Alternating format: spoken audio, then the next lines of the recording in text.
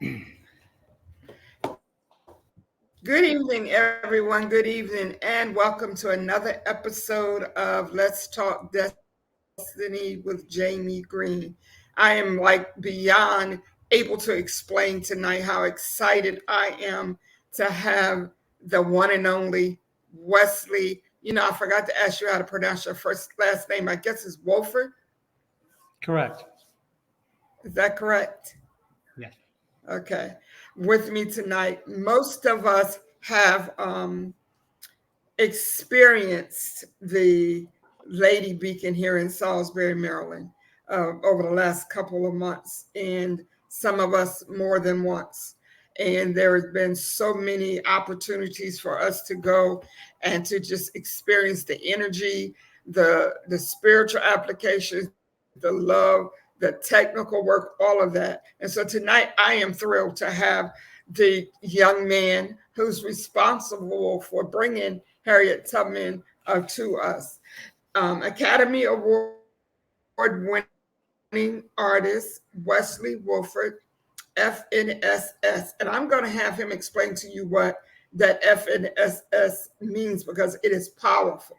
And those of you who know about the Let's Talk Destiny platform, I am big on honoring people for their achievements because uh, purpose is why we're here. And once we find our purpose, we can live a life that is beyond explanation. And so I want him to explain that to us a little in a few minutes. But Wesley is an American figurative sculptor born in 1972.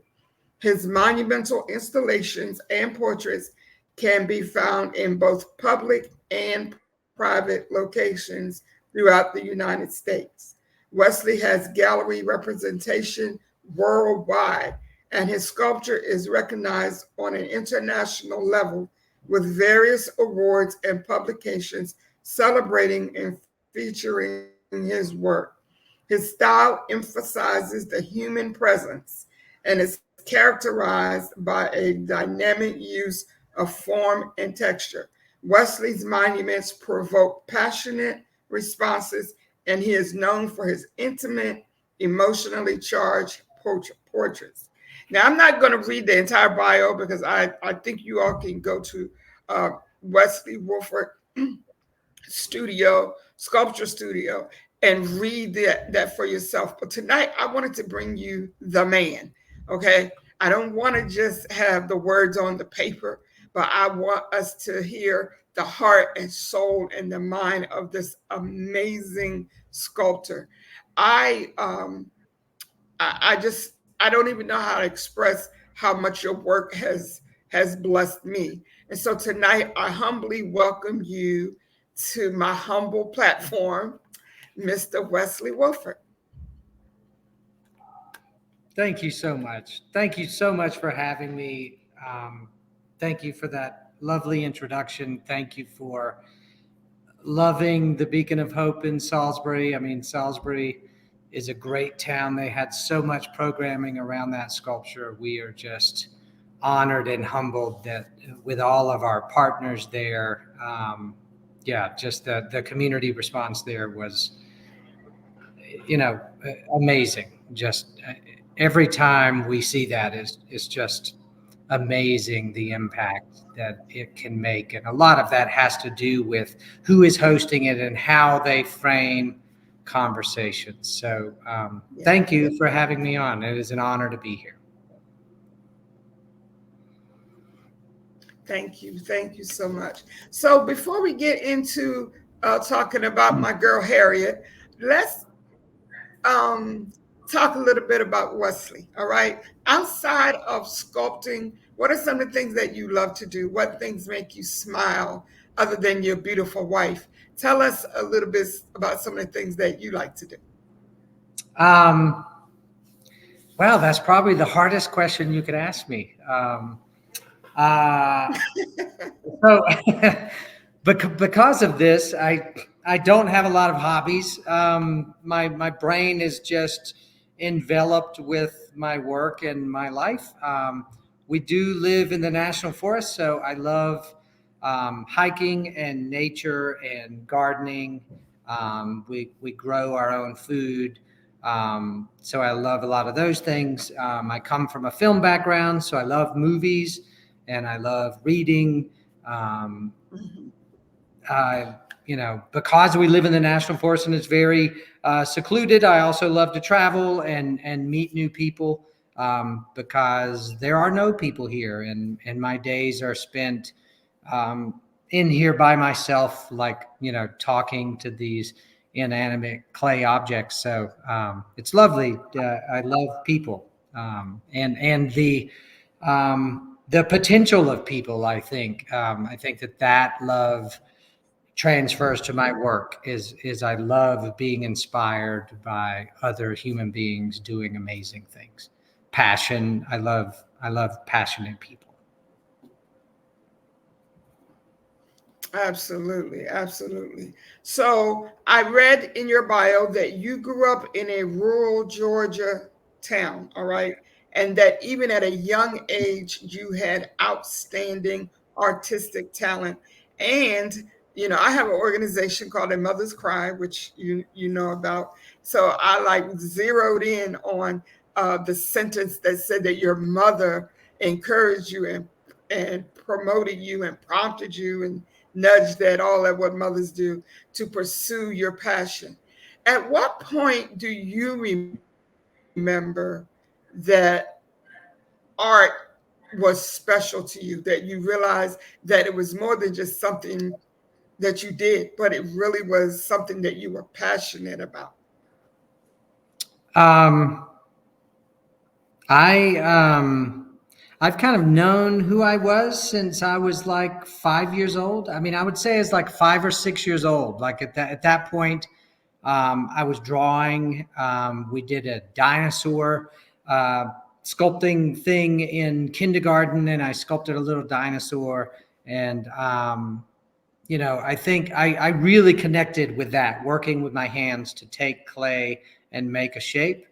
Um, but you're right. I mean, I completely attribute um, the awakening within myself, or the realization that I should focus on where my passions and skills intersect with my life, and I attribute that very much to my mother. She really nurtured me, inspired me at a very young age to focus on that and pay attention to like what my inner voice is telling me. And yeah, I mean, I don't think when you're younger, it's hard to really feel that or see that. And as I got older, it really became prevalent to me, the impact that she had. And probably because once we had children, I started thinking about, in the same mindset as my mom, and how do you nurture and realize someone's talents and help, shape them into an adult. So yeah, thanks for picking that out. Her name was Sandra Absolutely. Wofford. I love her, and she is no longer with us, but she Yes, is. well, I certainly appreciate that. Yeah,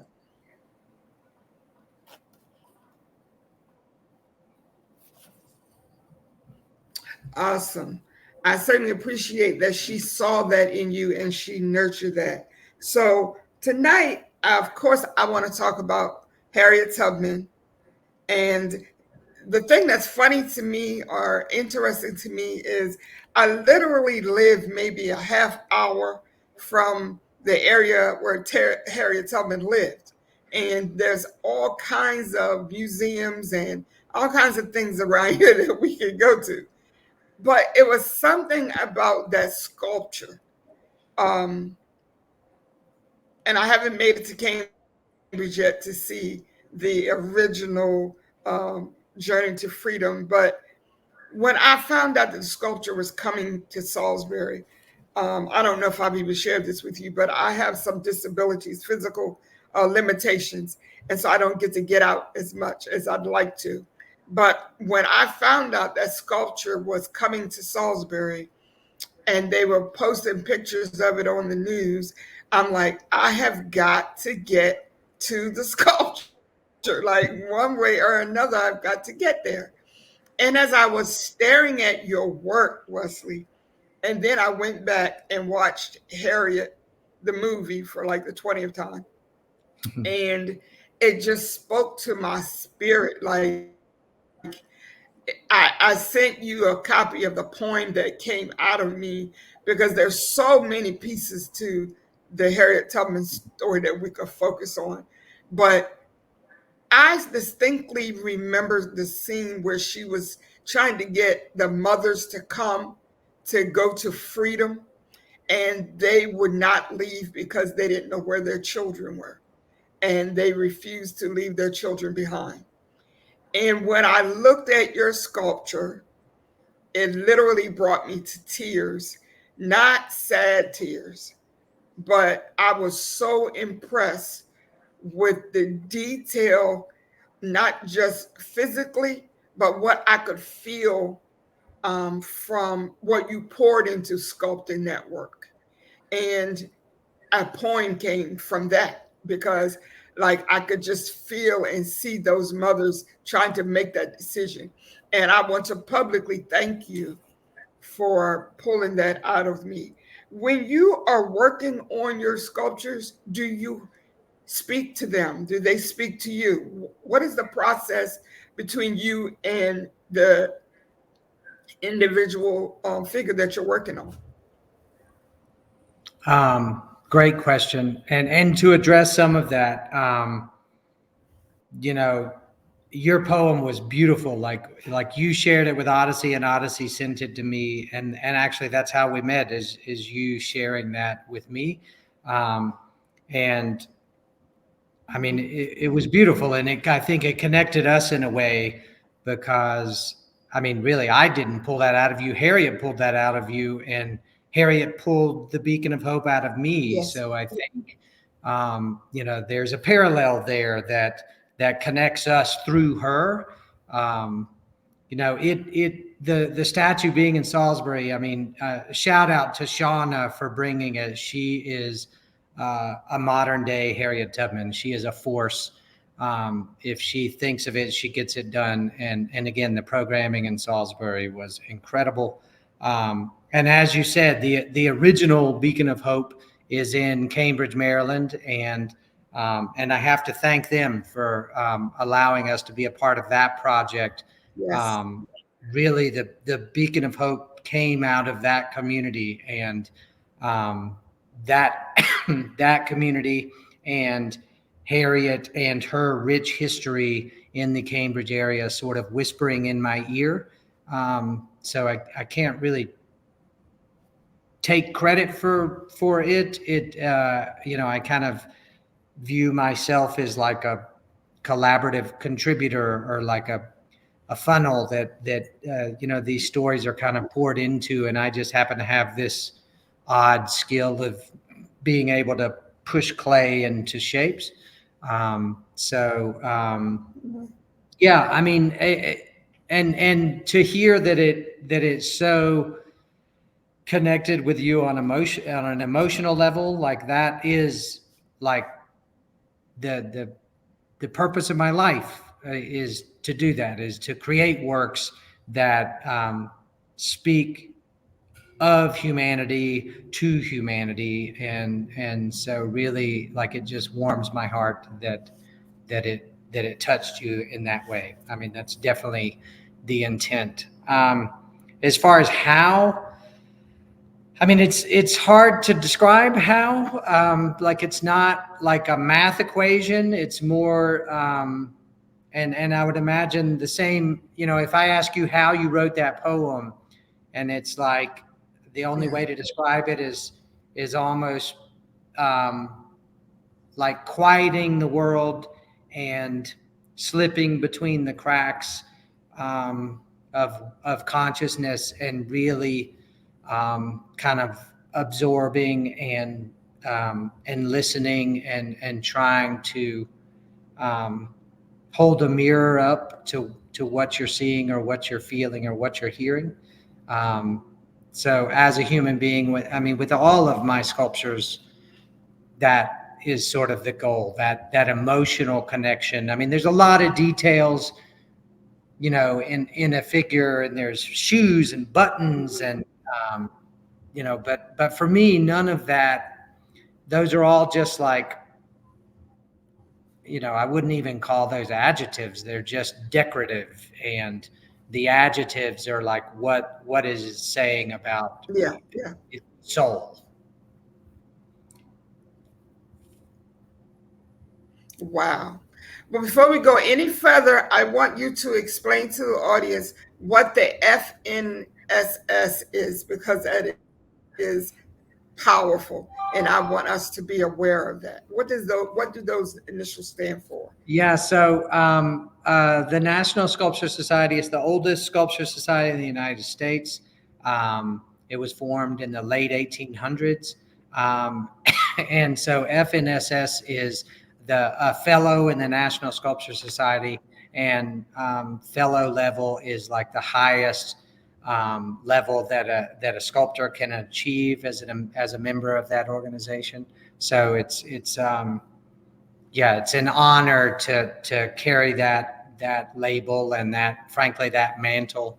You know, one of the founding members is the sculptor of the Lincoln Memorial in D.C., Daniel Chester French. You know, I think that Wow. he lit a torch then, and it's up to us to carry that torch forward. So yeah, I proudly put that FNSS after my name. Absolutely. And I wanted to make sure that I addressed that, because if it's on the paper, it's important. That's to me.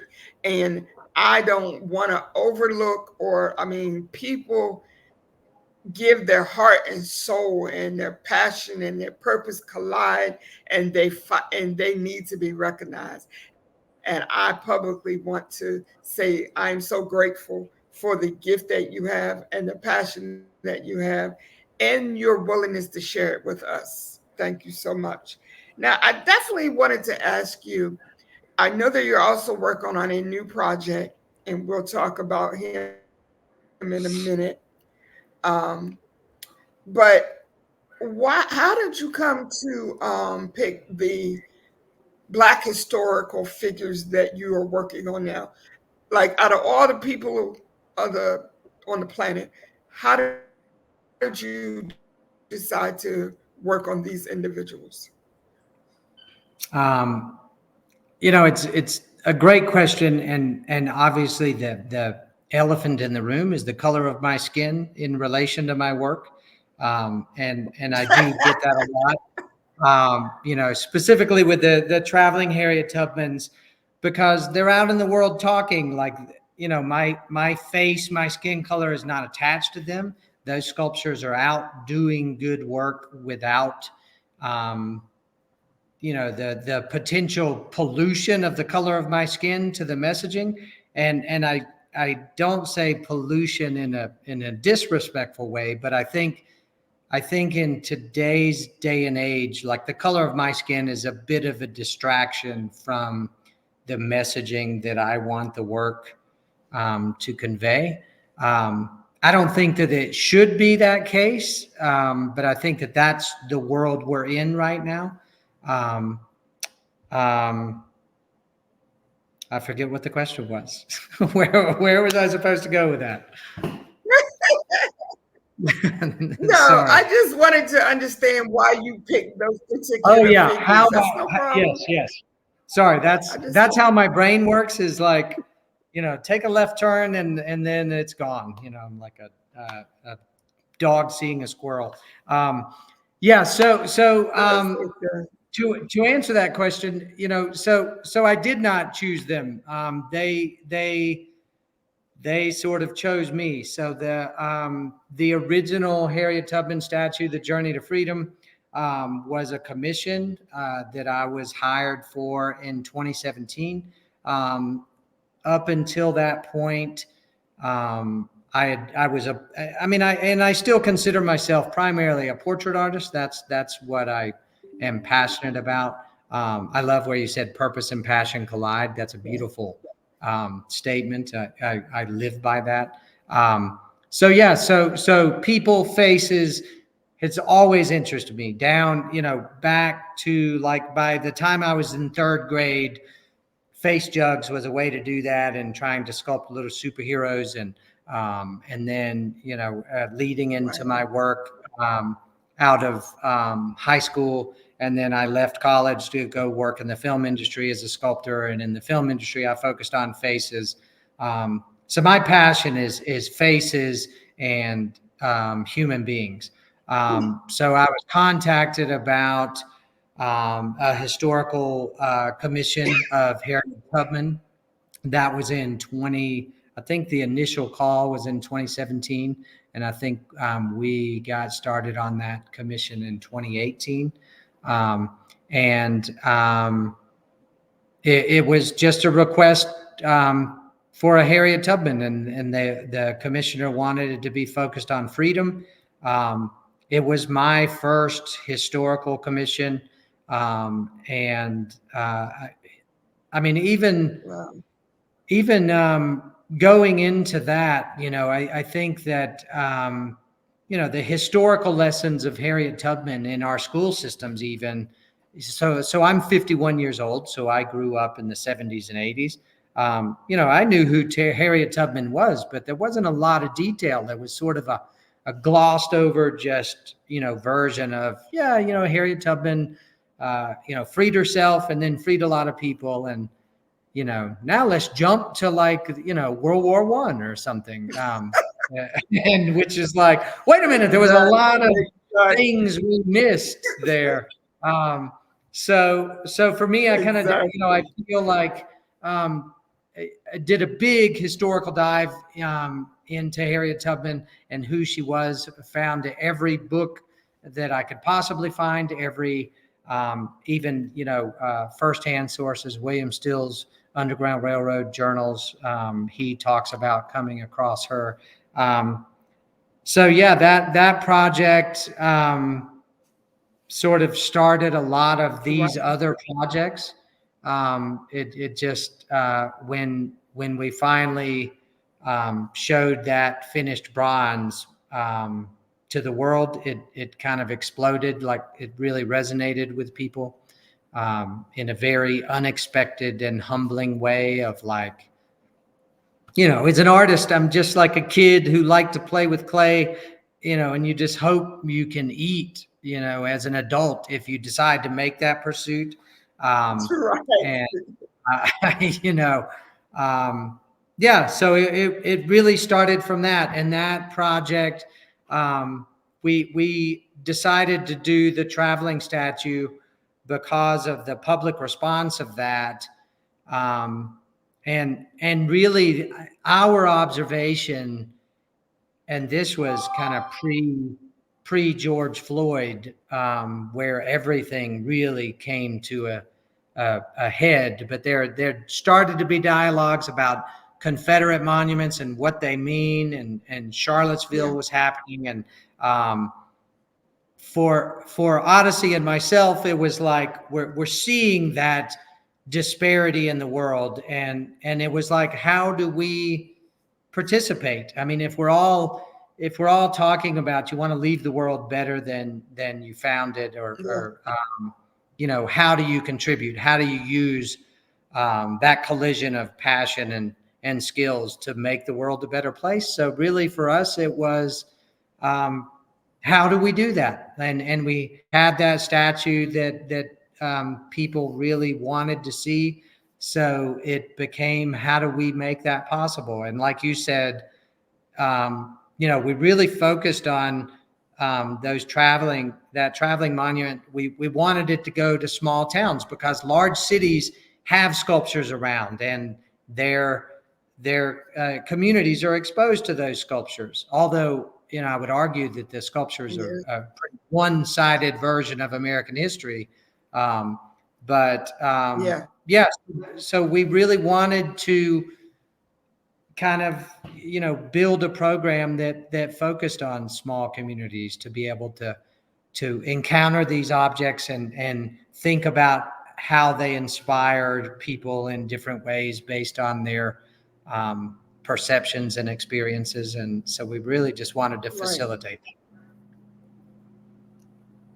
I love that. I love that. And it's, as I said earlier, because Harriet Tubman was born and raised in this area, I think there's a lot of us that just kind of be like, oh yeah, Harriet Tubman was raised in the area. And then you go on, like you said, you go on talking about, the Easter Bunny or something. You just move on to the next subject. Yeah. But your work forced us to stop and really look at what Harriet Tubman brought to the world and what we as individuals can bring to our communities. We say we want, unity, we want, community bonding. This statue coming to our area brought a lot of people together that normally probably would not have gotten together. And I appreciate that. I appreciate that, I don't I can't speak for anybody else, but I knew that Harriet, and I'm still referring to her like she's a personal friend, Yeah. but I knew that she was only gonna be here for that she was gonna be here for a couple of months, right? But the day that I realized she was leaving, I was so sad. And then when you posted that picture of her being on the thing, like where they were getting ready to carry her out to New Jersey, I wanted to Yeah. scream, "Come back, Harriet! Not come back!" Yeah. Like it was ridiculous. My sons are teasing me like, "Mom, please calm down." But you just brought something. You brought something to me that I had not experienced, and I had kind of forgotten a lot of the details about the story and about the freedom. And I'm gonna say this, some people might get upset with me, but that's my reputation. I'm always pissing somebody off. Like if I don't piss somebody off during the day, I think I haven't done my job. But with this area being, like you said, a small area, but it's also an area where there's still a lot of oppression. There's still a lot of racism, a lot of bigotry or whatever. I think it was an amazing decision, a powerful decision for her to be brought here. I think it did something that we will never forget in this community. And I thank you for that. Um, so I wanted to talk to you about the next project you have coming up. Is interesting to me because now I'm just like I'm probably gonna be a stalker because like every time you look up, I'm on your page and I'm making comments or something like that. It's a good thing I've already talked to your wife, so she'll know, I'm not some nutcase. But Yeah. the next project or the the project that you're working on now is another powerful story. And the young man behind you is Solomon Northam, and we met Solomon because of the 12 years a slave story. Can you tell us a little bit about how Solomon came to be, how this sculpture came to be, where you are in the process, and what are you hearing as you're working on him? Okay.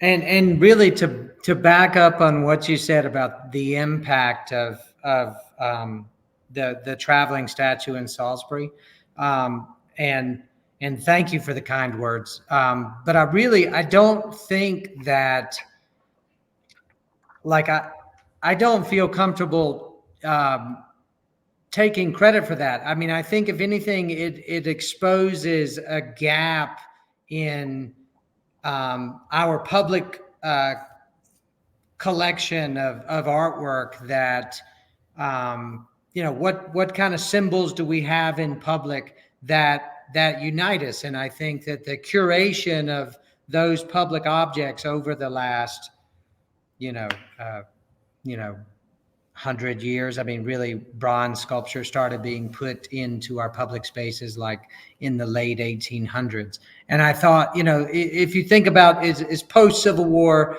and we're talking about unity, and we finally had that very hard Yeah. kind of break from our past. Instead of what should have happened is that we backed up as a country and looked at a larger picture of how we got here, and what sort of symbols do we want to embrace together collectively that speak to us about perseverance and hope. And I think, some of those decisions were poorly made. I mean, obviously, there were no, the statues of Harriet Tubman. There's I think there's about 27 in the country at this point.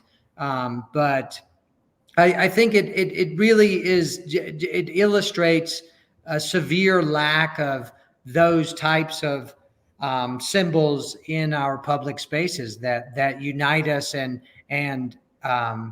kind of build bridges between cultures and start to blur Right. that black, white, separated histories, separated communities, separated people that we're all a victim of. You and we need to dissolve that black, white, and so does everyone Yes. else. But it's a construct that isn't true. It's Yes. just it's been placed on all of us, and I think it takes all of us together to banish that idea into history. Yeah. So Solomon Northup, another amazing human being. His story, as you said, 12 Years a Slave was made into a movie. It's actually 10 years ago this year. He wrote the book in 1852. The book was a direct narrative of his experiences, the previous 12 years of being lured to DC and kidnapped and sold into slavery in the Deep South, Marksville, Louisiana, to be exact. He was a free man in New York. Saratoga Springs is where he hailed from. And I think I think the movie illustrated it. I think that his book being rediscovered and sort of reintroduced to all of us via the movie 10 years ago, really, it's just another one of those stories that why have we not all rallied around this story and elevated it until now? So this is the first statue of him in the world. And it is a byproduct. Wow. That's awesome. It's a direct byproduct of the Beacon of Hope. So I had the Beacon of Hope sculpture, which is where we're at this stage, in the studio, and we have like studio visits. Odyssey organizes those, so people come in, they want to see the work, talk about the work. So a group came in to see the Beacon of Hope, and it was almost complete.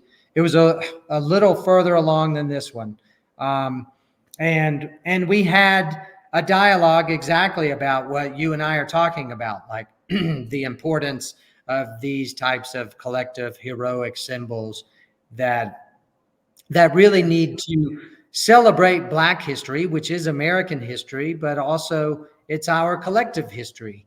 And we all should be able to empathize and connect with Solomon Northup or Harriet Tubman or, some white historical figure from Neil Armstrong, I think inspired as many Black children in the late 60s when he stepped on the moon as he did white children. And so those sorts of role models are sort of vacant in our public squares. And so we had that conversation, Right. talking about Harriet Tubman.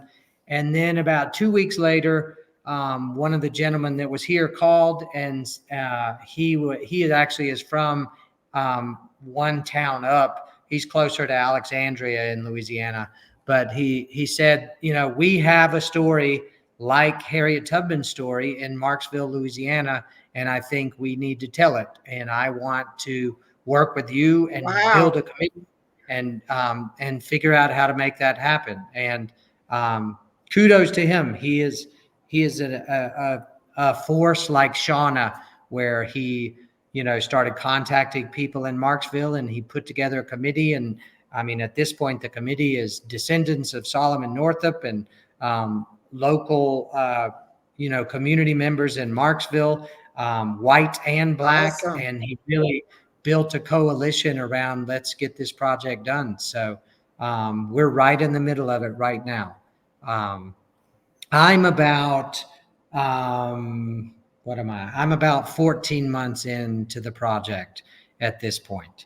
And my contributions are getting to this clay object, which we will be molding in April, and then the foundry will take over, and they will be casting waxes and casting bronzes, and the unveiling will be next October. So October 2024, this will be unveiled on the courthouse grounds where he was.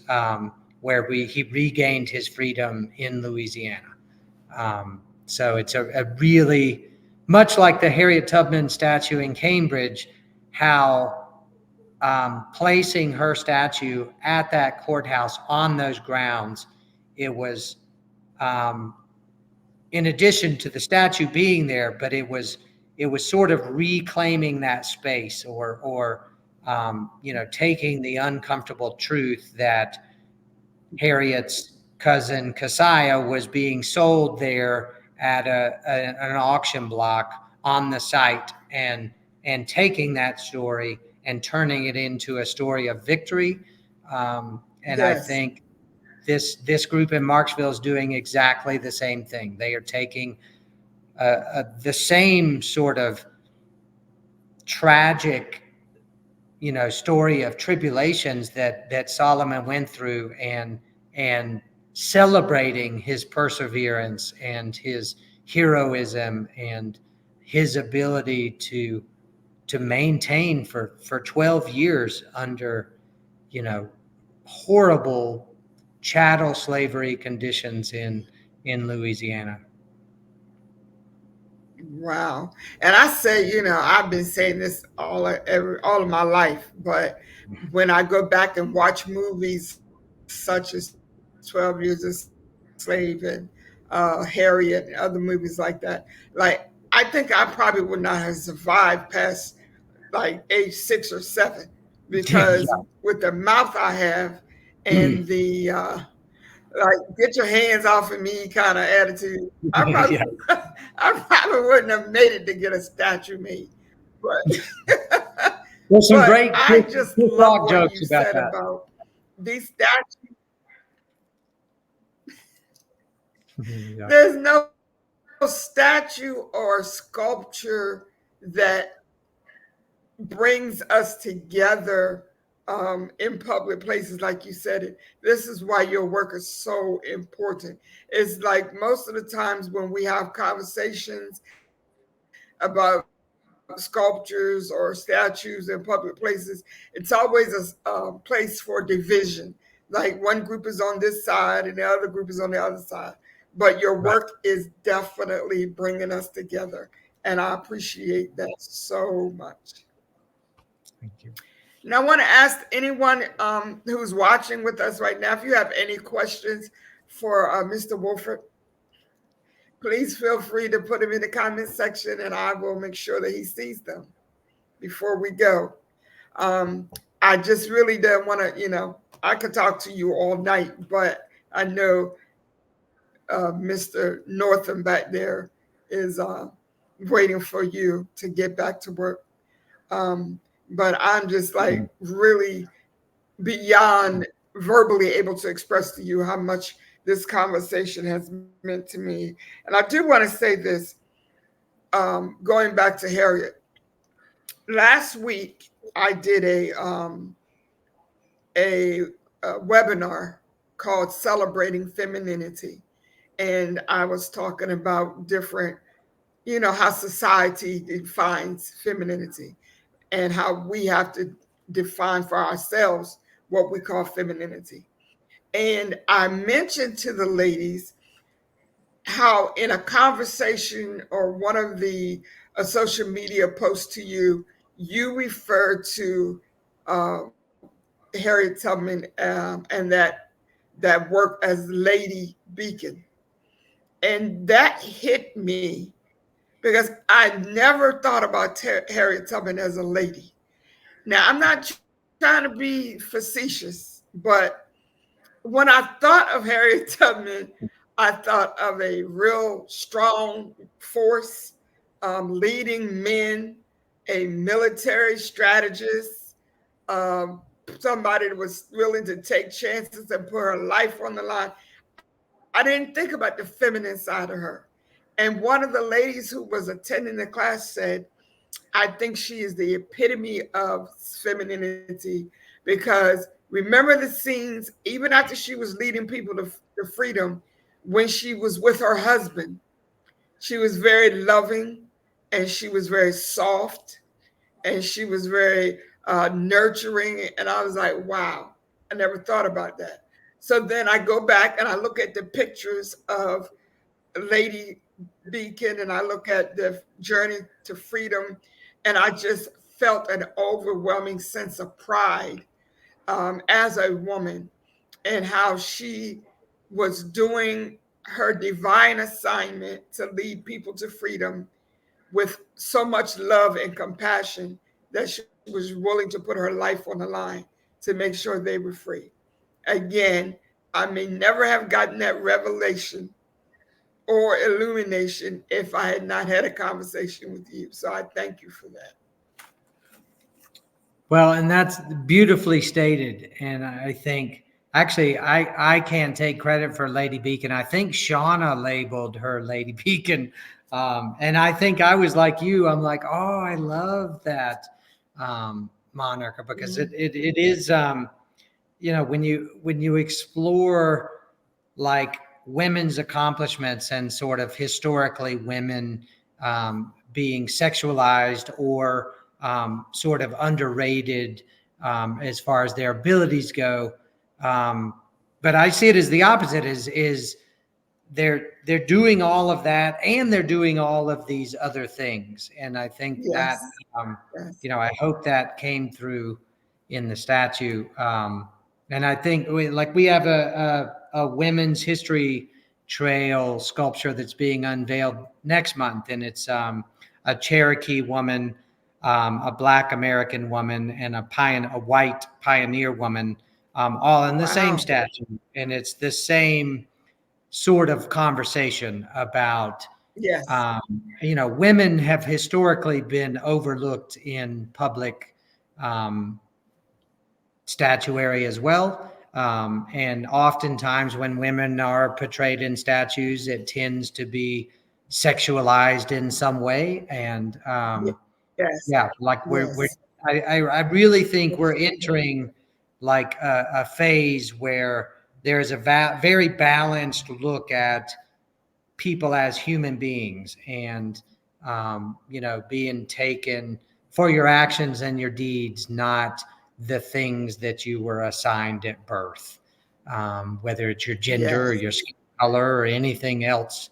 None of us got to choose those things, so we should be defined by how we act in the world. And whether we're men or women, it becomes irrelevant if we get to that place. We're obviously not Yes. there. There's an incredible amount of division right now. Um, Absolutely. I have a couple more things to ask you that I wanted to talk with you about, then I'm going to let you go. But what would you say in the work that you do? What has been your greatest challenge? um,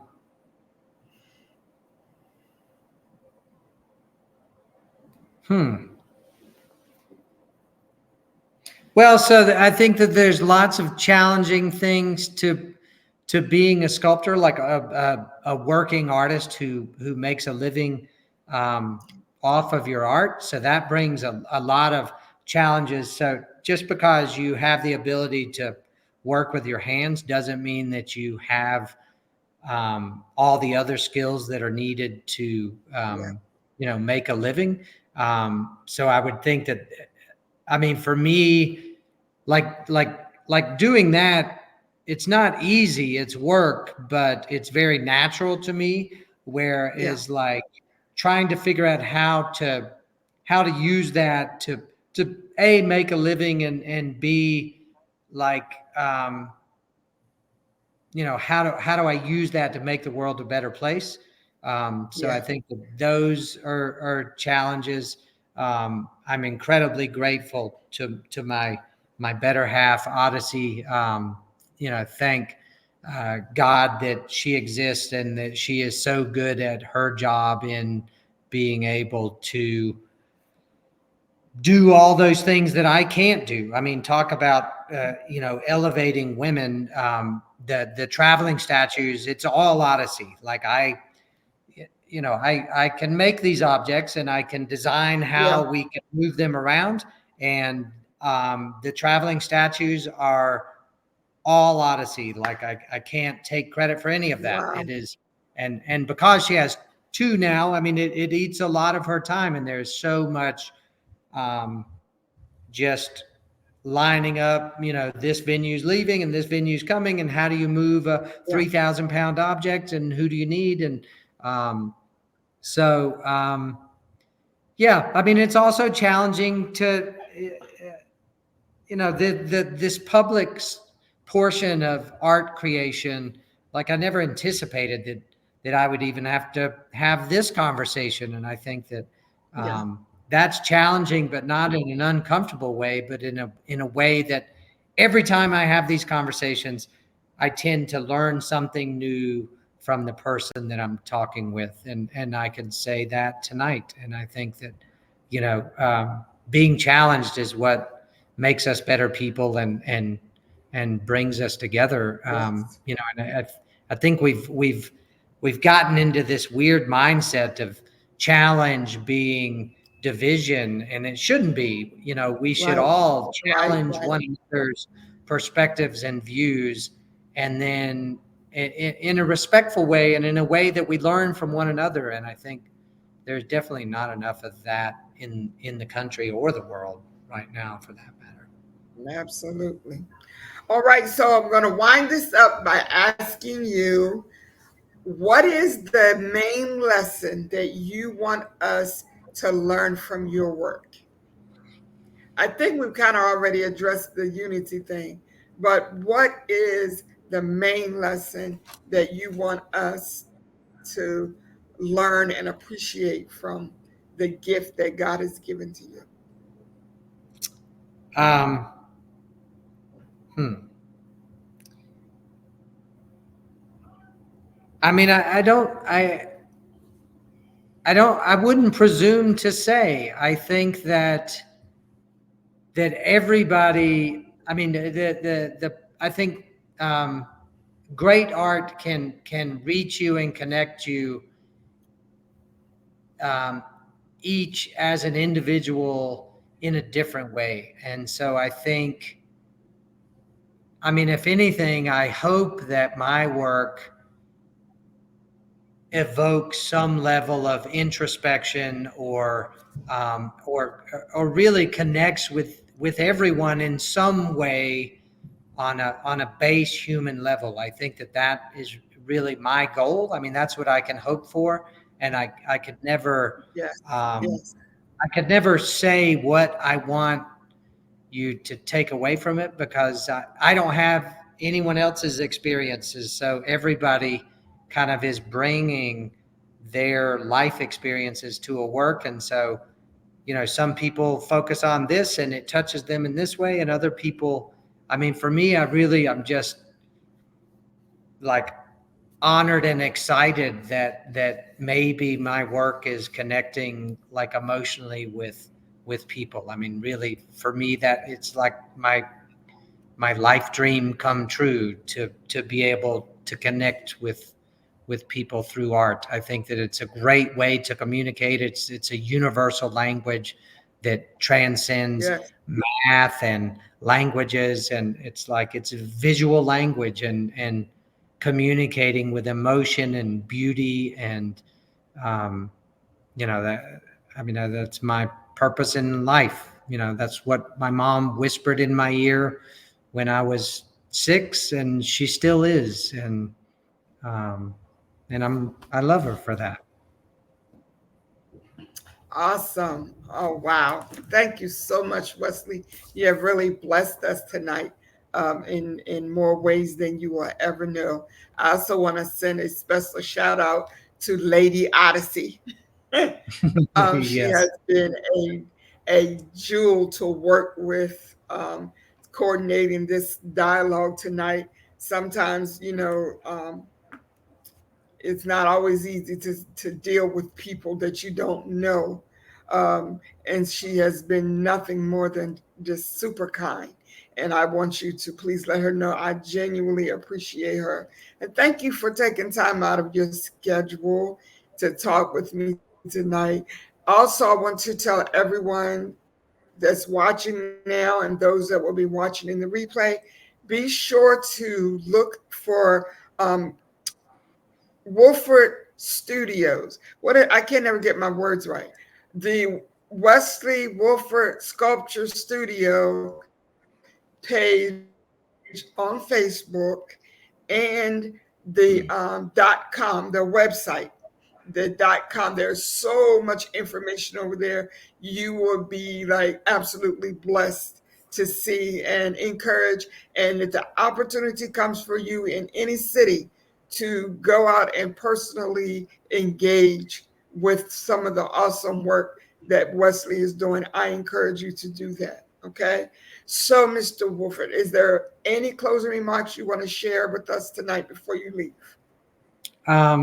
No, just really thank you. I mean, thank you for the conversation and the dialogue. It was inspiring and fun. And yeah, I mean, just thank you for the opportunity. I really appreciate it. Thank you for sharing your poetry with me that you know seeded this friendship to begin with. I mean, That's you right. reaching out and sharing your art with me connected us in a way that I think speaks about what we're talking about. Art Absolutely. connects all of us.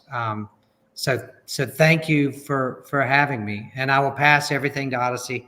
Odyssey's camera shy, so she always shoves me in front of these cameras, but um, she's always in the background watching. So um, again, just thank you for the dialogue. I really appreciate it. And it was lovely to see you in person. I know we've texted, but it's great to meet you in person. Yeah. And thank you for having me. Thank you. It's great to meet you also. I am so glad that you joined me tonight. I look forward to continuing our friendship. And I promise I'm not going to become a stalker, but I am going to stay in touch. Please stay in touch. But all right, you have a great evening. Again, thank you so much. And we'll be Thank talking you. to you soon. Have a great night. See ya. All right. Good night. You do the same. Bye bye.